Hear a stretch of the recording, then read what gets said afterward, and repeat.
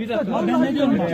Ben memur insanım. Ben 41 liraya var. Abi 32,5 lira. 14 bin ne örüyorsun Allah'ını seversen bunu satıyorsun ya. 41,5. 280 bin liraya aldı. Bu da 45 etsin mi ya? Adam yanında da. Tamam 33 tamam. Halledemedim ha. 33 liseden mi vermeyecek? Abi 33 olmaz. 32,5 hayırlı olsun diyorsanız alırız abi. Yoksa işin rast gelsin. 33 aşağı inmeyeceğim ben. Tamam. Ama- Aslı pazarı versin. Arkadaşlar Bir dakika gel. İyi bir. Toplama milleti. Milleti toplama, hayırlı olsun de. Şeytan sevindirme dur.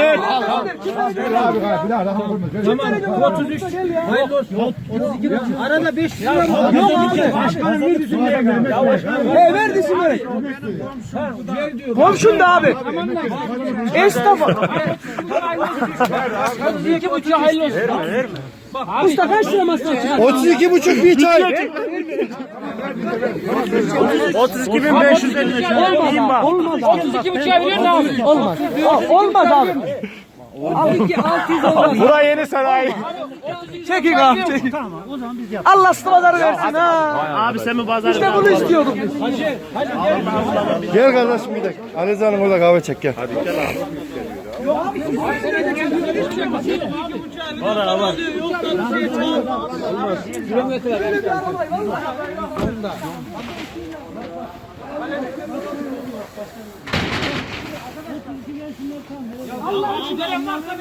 Başkanım sen ne diyorsun? Esnaf şamarasın sen.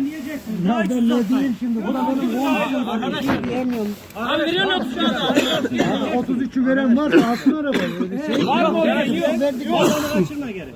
Ben bir daha dönerseniz alma bu parayı. İmkanı yok abi. 30 tane esnaf toplayın. Bir daha anons ettirin bana. Ne olacak? Arkadaşlar tek elde konuşacak daha tabii. Tekel demiş ya 32,5'a veriyor musunuz? Veriyor musunuz? Abi burada herkesin işi var gücü var. 32,5 hayırlı olsun diyor musun? Bir dakika ya. 10 dakika geç değil. 10 dakika geç. 500 lira seni kurtaracak değil ya zaten araba ezilmiş. Tutta 100 lira daha abi. Yok 50 lira olmaz usta. 50 de olsa yok. Bak siz Alan varsa buyurun. siz yapar. 33 abi. Siz Ali Usta mesleği değiştirsin.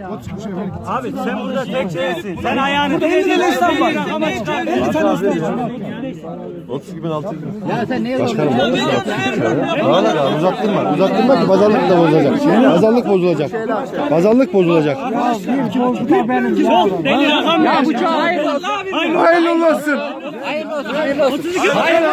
Hayırlı olsun. Ver kapırayı. Ver abi kapırayı ver. Kapırayı ver. Ver abi 32. Abi O zaman bakana şöyle yapalım. ben seni her türlü anlıyorum. 32,5 hayırlı olsun abi. Kaç çevirdin derneğe?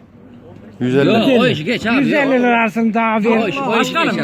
Demirin kerti oldu bu galiba. Abi ayakta demirin kerti oldu. Demirin kerti oldu. Olmaz abi olmaz. Yok abi 50 de 32,5 hayırlı olsun. Nerede gitsin tamam. Ya lan gel lan tamam. 32 hayırlı olsun. Bir ya ver tamam ver. 32 hayırlı olsun. Ver gitsin tamam bırak. Hayırlı olsun.